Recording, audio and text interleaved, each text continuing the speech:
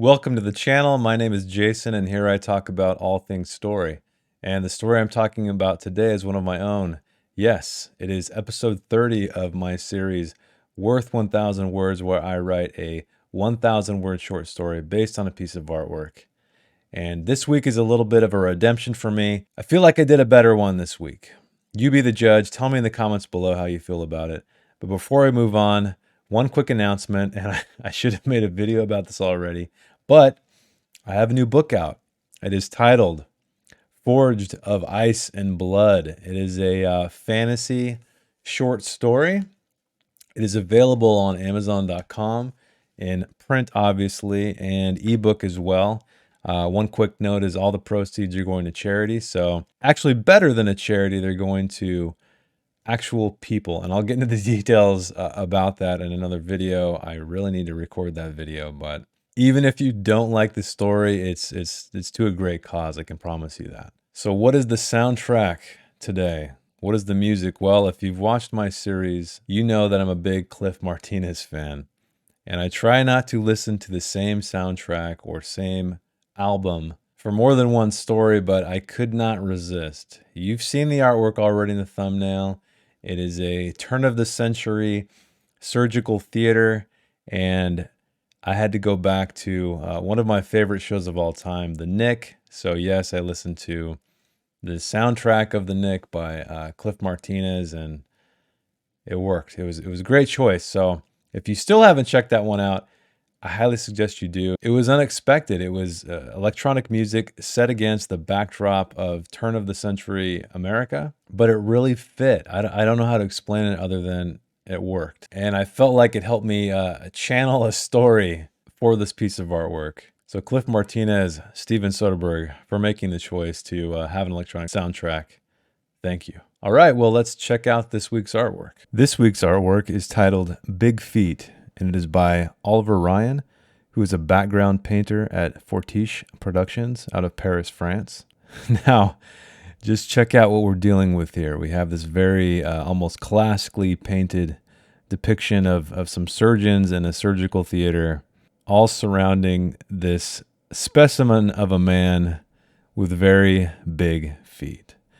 So I love the juxtaposition here. We have, like I said, a very classically painted piece of artwork, but it's comedic. It's funny. It's there's the faces of these men are concealed by shadow or just mere smears of color. And there's so much seriousness going on here. I mean, with the color palette, with just everything about it. But the comedic touch is what really sold me on this one. So who is the man with the big feet? What is the story I'm going to tell? Let's find out. So Oliver Ryan, thanks for this incredibly unique piece of artwork. I appreciate it. And let's see what I came up with. Martin had never punched someone, let alone knocked them out. Well, the edge of the wash basin had technically knocked him out. Martin's hands tremored, looking down at Dr. Forsyth, the man he was to become. He carefully undressed him, the dead weight of the doctor making him sweat and his heart flutter every time footsteps sounded down the corridor behind the thinnest of doors, mere inches of discovery between him and the doctor's breath expelling from stuck-together lips. Martin reclined on the floor, having fallen. His tailbone throbbed to the beat of a blacksmith's hammer. He scrambled to undress the doctor, then dress himself. The button on the trousers was a battle won by his ample belly. The sucking-in reinforcements called showed a pathetic assault, so he hoped his belt would do. Donning the coat was the last of his duties, and he was grateful it concealed the unfitting mess beneath. After pushing the doctor under a gurney, he checked himself in the mirror. Face full of white highlights from the sweat, hair an untamable mess of curls and grease, but the mustache, it was perfect. The one detail he hadn't looked over. Dr. Forsyth had a prominent one, and to his luck, they were fruit grown from neighboring genetic branches. Martin scuttled into the corridor, head down, using the floorboards as a guide. "Doctor?" The soft voice of a woman hit like a brick. Caught. All this planning for nothing. He rubbed his wrists, preparing them for shackles, clenched his buttocks, preparing them for prison. Your shoes, the woman said. His feet, pale, knobby, and bare, flattened on the oiled wood. He curled his toes. Disgusting. My mistake, he said. Inexcusable presentation. Forgive me. He looked up to a blushing nurse. She turned away when their eyes met. He tasted something foul. Let me fetch them for you, she said. Forsyth unconscious, maybe dead, is what she would find. No, he said. She withered. You have much to do, he said. Much more important business. She blinked back her composure, nodded like a simple dog, and swayed childbearing hips in the opposite direction. Martin returned to the room and retrieved Forsyth's shoes, having left his outside in order to quietly sneak into the hospital. They fit better than the trousers.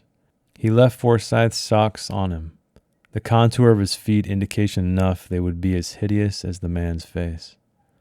Clacking down the corridor, Martin held his head high, shoulders back, smoothing his mustache every step of the way to the door of the surgical theater. A cyclical, layered beauty it was. He was late, purposefully, hoping the others would be glued in anticipation to the discovery, for he knew he'd have been. He opened the door with brazen conviction. It was hard as hell, but it worked. The theater viewers, though less numerous than he had imagined, were hypnotized.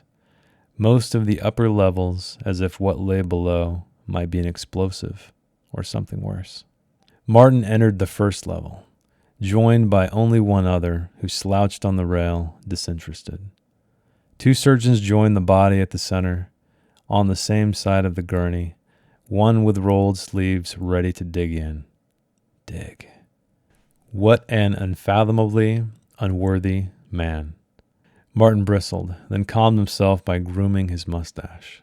Must fit in. The sheet was draped over the body like fresh snow. Two massive, majestic, magical peaks standing at symmetrical attention at the foot of the gurney. Martin giggled. The fellow near him cleared his throat, but did not bother turning. A hushed conversation between the two surgeons on the floor commenced, their hands placed firmly at the sheet's edge. It must be as soft as the skin of a babe's, the thread count impossible to distinguish, even that close. Martin was sure of it. He caressed his own coat, imagining.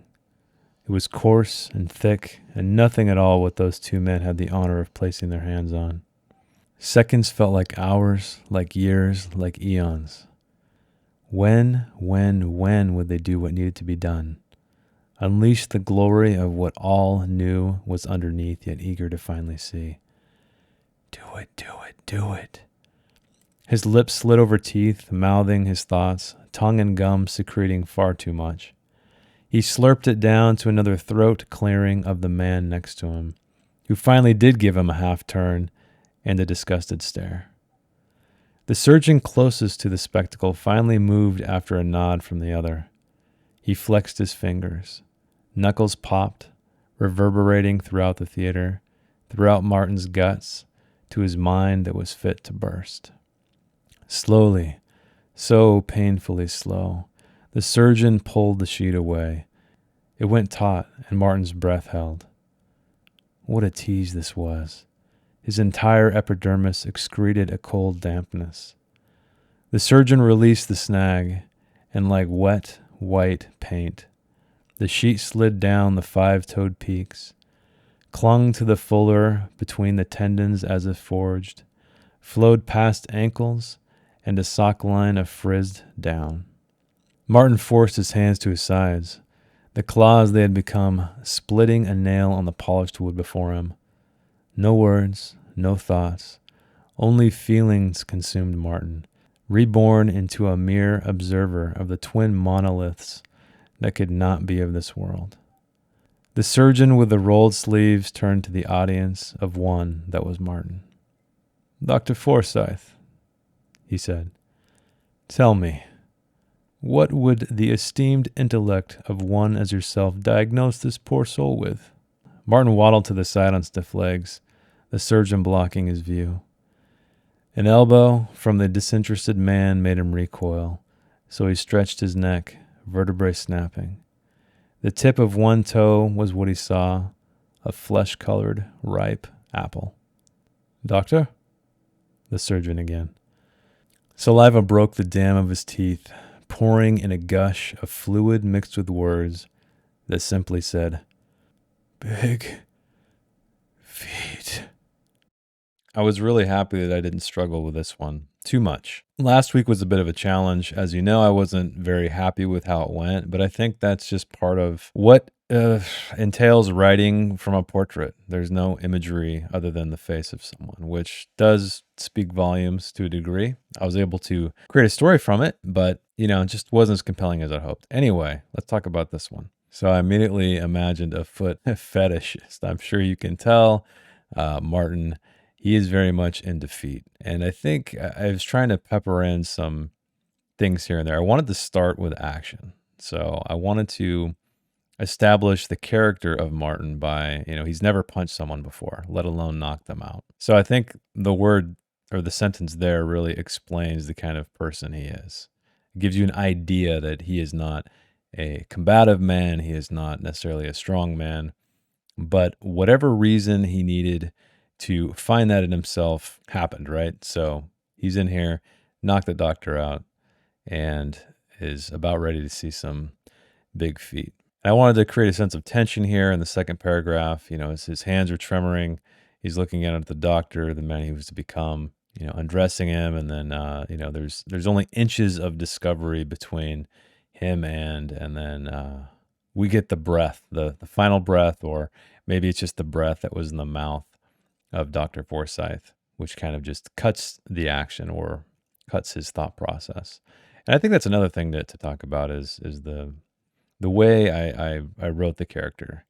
I tried to capture his personality in writing, even the narrative description, as you always should, as I always try to do. Whether or not I succeed in that, I don't know. Sometimes it's easier when you're dealing with more stylized stuff, kind of like the Night Hunt episode 28, where I was given a scene that was very noir. So there's a certain just tempo and word choice, I think, for that. So hopefully I established that here. And here I'm giving you a little bit of a picture of what Martin looks like. He's sweaty. He's got a crazy mess of hair, but he's very happy with himself because of the mustache he was able to grow that looks very much like Dr. Forsyth's. So here we have already 260 words in. We are getting into more action. So Martin's ready to go. He's going down the corridor, head down, using the floorboards as a guide. But he's interrupted yet again. First time it was the breath of the unconscious doctor, or dead Dr. Forsyth. That's up to you to decide. And he's mentally folding at this point. He's caught, hopeless, useless, all this planning for nothing. He rubbed his wrists, preparing them for shackles, clenched his buttocks, preparing them for prison. But he forgot his shoes, as the nurse reminds him, and his feet are gross. And so I think you can see what I'm doing here. I'm using a lot of imagery to try to, let's say, foreshadow a little bit. So I think you've seen the image. Even, if you haven't heard me read the story yet, you've seen the image. There's something with feet is going to happen. But I thought it'd be fun. I think you should always try this in your writing is to foreshadow some things. So he doesn't have his shoes on. She notices that, and he's disgusted with his own feet. Meaning he's always trying to seek out something that is better than his. And the nurse asks, or tells him that, let me get them for you. No, she withered. You have too much to do, more important business. I added a little thing here, nodded like a simple dog and swayed ample hips. I think I changed that to childbearing hips. I think you get the idea of his stance on this woman. He's not really attracted to her at all, with the lines like, a simple dog. He doesn't have much respect for her. He just wants to be on his way and to see these massive feet. But anyway, he has to go back to the room where he knocked the doctor out. Thankfully, they fit at least better than his pants, and but he left Forsyth's socks on. So we can tell here that he's very particular about feet. He's very observant about feet. He has a certain he respects good feet, or in this case, I guess prominent feet. I didn't want him to be overly obsessed with every set of feet, every pair of feet he saw, right? There's this one he's just pining for. And everything about it, like and these 2 feet that he is seeking out, just overshadow anything else. He's disgusted with his own feet. Dr. Forsyth's feet aren't even worth looking at, and this is where he needs to go. He thinks he needs to be. And what I wanted to do here is just once again play more into the character. He's assuming the role, or he's assuming this person, Dr. Forsyth. So he needs to hold his head high. He needs to have his shoulders back. He needs to have this very powerful demeanor. Just he's wearing a mask. He's trying to wear a convincing mask, and so that is why he opened the door with brazen conviction, because even though it was difficult, in the very next sentence I say it was hard to sell, but it worked. And we can see in the image that there's really not many people in this viewing theater. We have the 2 surgeons near the body. We have 2 on the first level. One guy just kind of leaning over, who is quote unquote the distracted man in this tale. And I have Martin. I decided to put Martin to the left of him. He's kind of standing upright. I thought it was interesting because his hands are at his sides. He doesn't seem like I don't know. He's just in a weird stance, an odd stance for what's going on. It almost looks like he's not even looking at these feet, but or that he's just so stunned by what he's seeing. And so that is the character that I chose for Martin. But I decided I had to describe all these men in the picture. So we're now have the camera exactly as you see it, or pretty close. We haven't quite revealed the feet yet. We have the two surgeons established. We have Martin up there. We have another guy, Mr. Disinterested, up there. And so that's what I was doing here, just kind of in this paragraph specifically, just painting the image as you see it. And you can see the jealousy from Martin, right? What an unfathomably unworthy man. Martin bristled and calmed himself with grooming his mustache. Must fit in. He's just really holding in his anger here, doing his best to fit in, right? Or appear to be so, even though he's just more anxious than you can imagine to see what he knows is below or beneath this sheet. 2 majestic, magical peaks standing at symmetrical attention at the foot of the gurney. Martin giggled. So at first I thought he was giggling because, the foot of the gurney, like a pun. But then I assumed he's kind of just overcome by giddiness, and he can't help but laugh. And the fellow near him cleared his throat, but did not bother turning. He's a little bit bothered, even though he does seem kind of bored. And so here we are, talking about the 2 surgeons having a conversation, and there's a lot of detailed description of like thread count, impossible to distinguish of the sheet. It's as soft as the skin of a babe's. He's trying to be there. He's caressing his own coat. He's imagining himself there, actually as the man with a rolled up sleeve, the surgeon who gets the pleasure of unveiling this specimen. And so time is slowing down, as you know. It's maybe a little cliche, but I think it works. And when would they do what needed to be done? Unleash the glory of what all knew was underneath, yet eager to finally see. Do it, do it, do it. And I think I got a little gross here, but that was the intention. So when he's talking about his tongue and gums, words like secreting are just gross. So hopefully that was successful.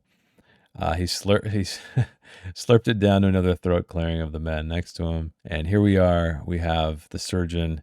He's finally getting ready. He's flexing his fingers. His knuckles are popping. And slowly, so painfully slow, the surgeon pulled the sheet away. Went taut. Incorrect spelling there, but I fixed it later. And Martin's breath was caught. What a tease this was. So what I was trying to do, that the whole point of this is that it's creating anticipation, right? So Martin's already just crazy about this whole thing. He's sweating like crazy. We've already established that in the very first moment we see him when he looks in the mirror to check the way he looks. And then he's just A nurse stops him in the hallway. Yet again, another piece of conflict that he must get out of. He needs to put on shoes. He gets shoes. He makes it out here. He finally comes out here. He sees he can barely contain his excitement. And what happens again? Another snag, a literal snag, when the sheet catches on the toe. Finally, though, the surgeon releases it. Martin gets his wish, and like wet white paint, the sheet it slides down. The five-toed peaks clung to the fuller between tendons as if forged, flowed past ankles, and a sock line of frizz down. So it's funny. I was thinking the word fuller is, if you're not aware, it's the groove in it, the blade of a sword.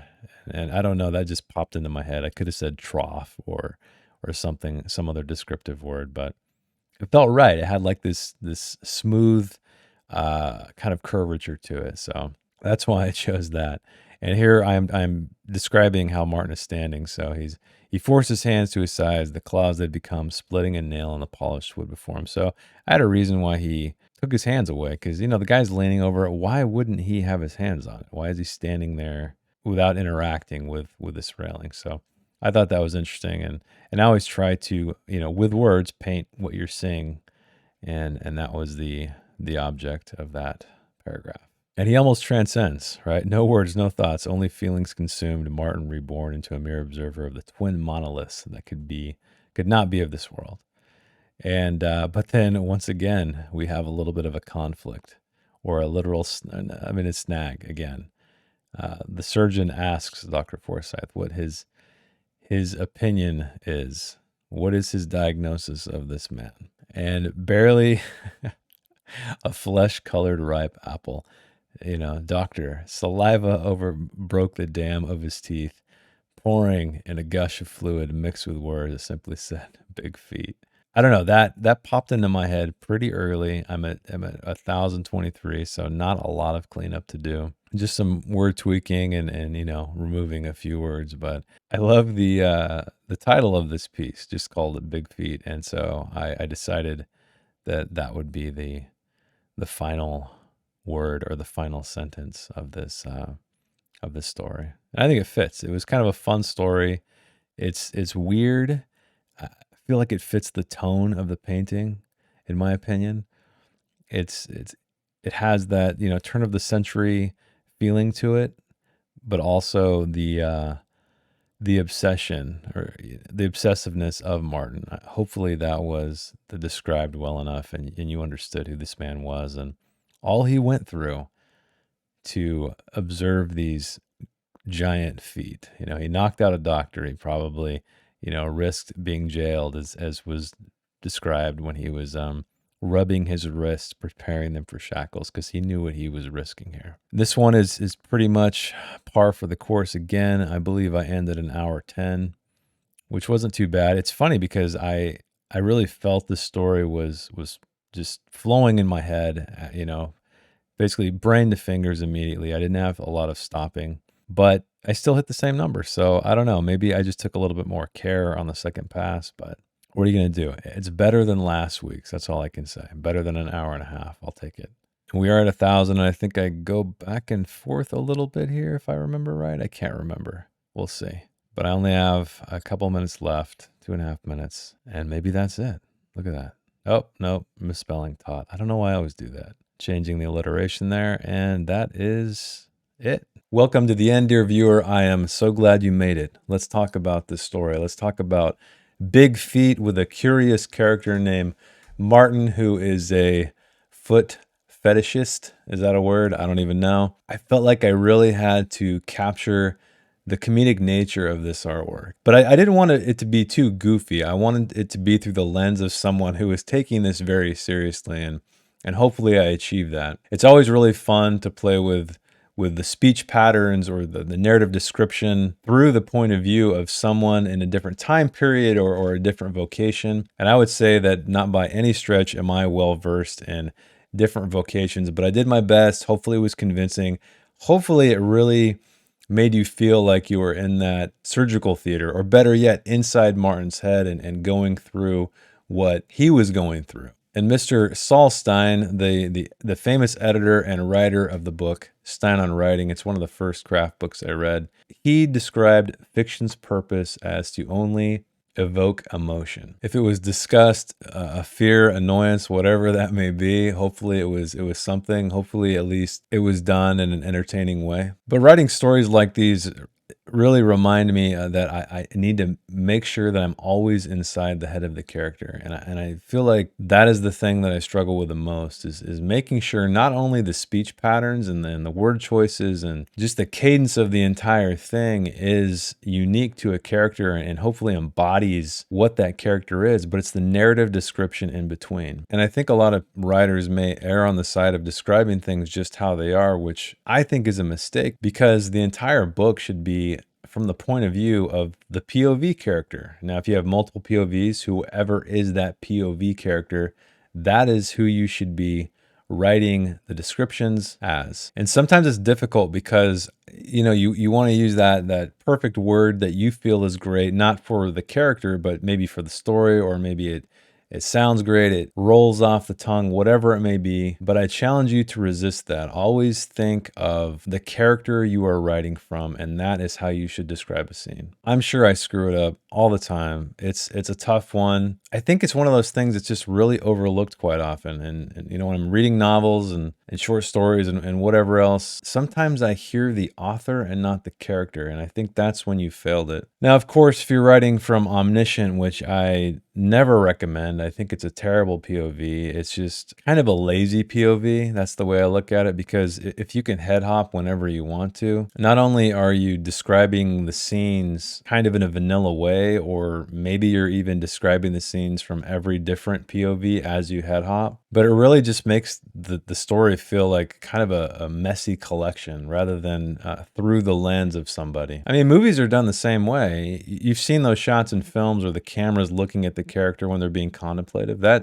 That's what a POV shot is. We're trying to show the viewer the headspace of the character, because we don't want to do voiceover in films. That's just a bad idea. Most of the time. I think there's probably some movies that made it work. I guess that's the lesson of this one. I don't know if I nailed it.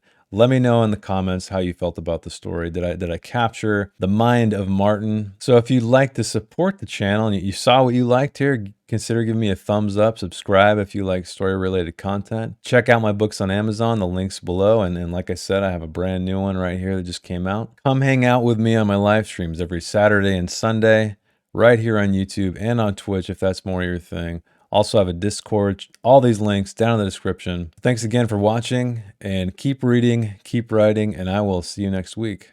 Thanks. Bye. If you'd like to read the story in its non-video format, check the link in the description.